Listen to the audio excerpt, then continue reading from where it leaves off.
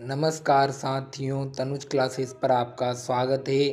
आज हम पढ़ेंगे 500 राजस्थान जीके क्वेश्चन सीरीज में डे 10, जिसमें हमारा क्वेश्चन रहेगा मेजा बांध का निर्माण किस नदी पर हुआ है।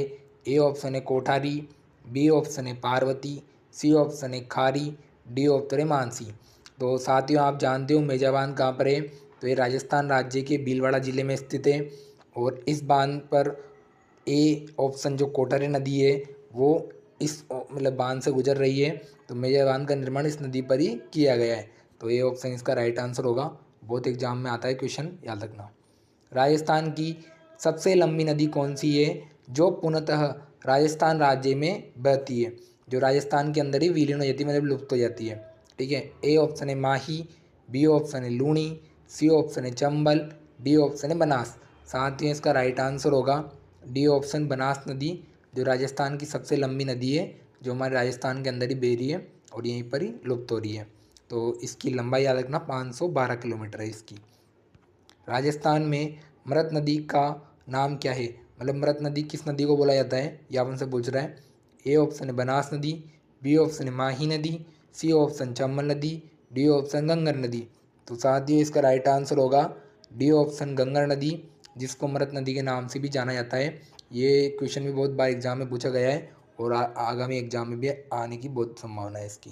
नेक्स्ट क्वेश्चन, राजस्थान में बूरी मृदा का प्रसार क्षेत्र है, मतलब बूरी मृदा राजस्थान में कहाँ पाई जाती है, ये क्वेश्चन पूछ रहा अपन से। ए ऑप्शन है बनास नदी का प्रवाह क्षेत्र में पाई जाती है, बी ऑप्शन है अरावली के दोनों तरफ के भाग में पाई जाती है, सी ऑप्शन है हाड़ौती पठार में पाई जाती है, डी ऑप्शन राजस्थान का दक्षिणी भाग में। तो साथ ही एक बात याद रखना, राजस्थान के दक्षिणी भाग में तो आपको लाल मिट्टी देखने को मिलेगी। हाड़ौती पठार में काली मिट्टी, जिसको वर्टिसोल बोलते हैं, वो देखने को मिलेगी, है ना। और ए ऑप्शन है जो दे रखा आपको बनास नदी का प्रवाह क्षेत्र, तो इसके आसपास तो लाल मिट्टी भी है, थोड़ी भूरी भी है, पीली भी है। और अगला ऑप्शन दे रखा है बी, अरावली के दोनों तरफ की भाग। तो ये मिट्टी हमारे अरावली के दोनों तरफ के भाग में पाई जाती है। ये सवाई माधोपुर की तरफ भी है थोड़ी सी, और ये इधर सिरोही जालोर इस इधर भी है। तो इसका राइट आंसर होगा बी ऑप्शन, अरावली के दोनों तरफ के भाग में भूरी मृदा का प्रसार है। नेक्स्ट क्वेश्चन, राजस्थान के किस प्रदेश में एंटीसोल समूह की मृदा मिलती है। अभी मैंने बताया कि एंटीसोल मृदा हाड़ौती क्षेत्र में मिलती है। तो याद रखना, ए ऑप्शन है पूर्वी, बी ऑप्शन दक्षिणी, सी ऑप्शन है दक्षिणी पूर्वी, डी ऑप्शन है पश्चिमी। तो साथियों, इसका राइट आंसर होगा ए ऑप्शन। इस क्वेश्चन को देख के और ऑप्शन को देख के लगाना है आपको। तो इसका राइट आंसर होगा ए ऑप्शन, पूर्वी भाग में। क्योंकि अगर इसमें आपको दक्षिणी बोलता तो दक्षिणी लगा सकते थे हम, और पूर्वी में तो पाई जाती है। तो पूर्वी और दक्षिणी, तो इसके आंसर होगा सी ऑप्शन होगा इसका, दक्षिणी पूर्वी। क्योंकि हाड़ौती प्रताप दक्षिण में आ गया और पूर्वी भाग इधर आ गया।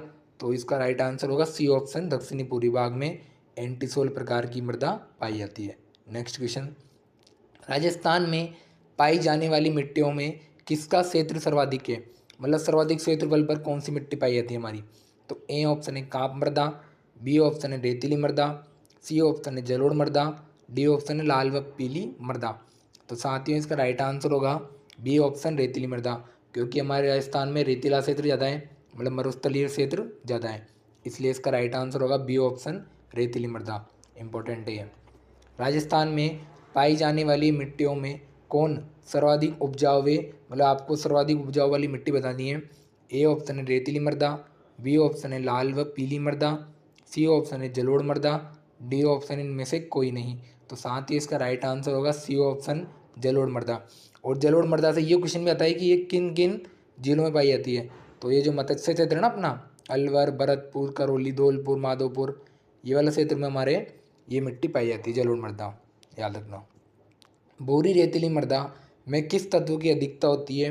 ए ऑप्शन है नाइट्रोजन की, बी ऑप्शन है अमोनिया की, सी ऑप्शन है कैल्शियम की, डी ऑप्शन है फॉस्फेट की। तो साथियों, इसका राइट आंसर होगा डी ऑप्शन, फॉस्फेट की अधिकता होती है भूरी रेतीली मृदा में। मिश्रित लाल और काली मृदा से सामान्यतया कौन सी फसल प्राप्त की जाती है।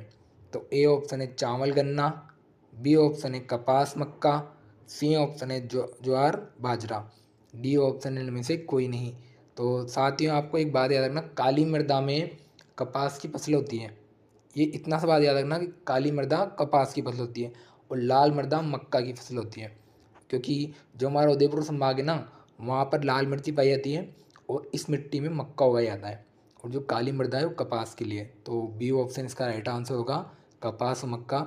ये क्वेश्चन राजस्थान के एग्जाम में, आगामी एग्जाम में बहुत बार आएगा ये, और मैं आपको बताऊंगा ये क्वेश्चन मैंने वहाँ पढ़ा था और ये क्वेश्चन यहाँ पे आ गया, प्रूफ सहित बताऊंगा।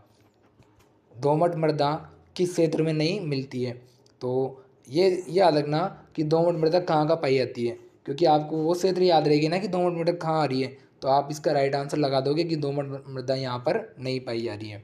तो ए ऑप्शन है गंगानगर, बी ऑप्शन है भीलवाड़ा, सी ऑप्शन है बूंदी, डी ऑप्शन है झालावाड़।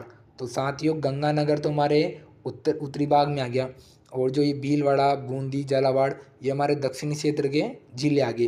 तो ये तीनों में तो दोमट मृदा पाई जा रही है, लेकिन गंगानगर में नहीं पाई जा रही। तो इसका राइट आंसर होगा ए ऑप्शन, गंगानगर में दोमट मृदा नहीं पाई जाती।